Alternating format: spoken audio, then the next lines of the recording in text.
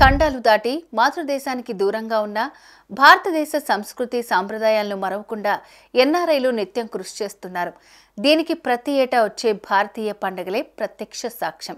ఇండియాలో జరుపుకునే ప్రతి పండుగను అదే ఆచారంతో సాంప్రదాయాలతో విదేశాల్లో సైతం చాలా పవిత్రంగా నిర్వహిస్తుంటారు.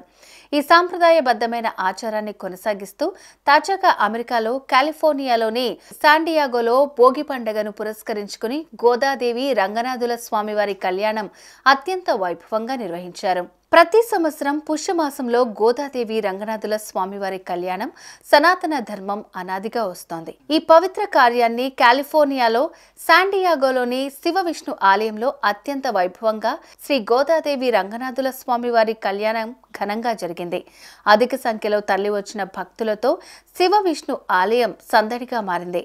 స్వామివార్ల దివ్య కళ్యాణం జరిపించిన వారికి, చూసి తరించిన వారికి పుణ్యఫలాలు లభిస్తాయని పురాణాలు శాస్త్రాలు చెబుతున్నాయి.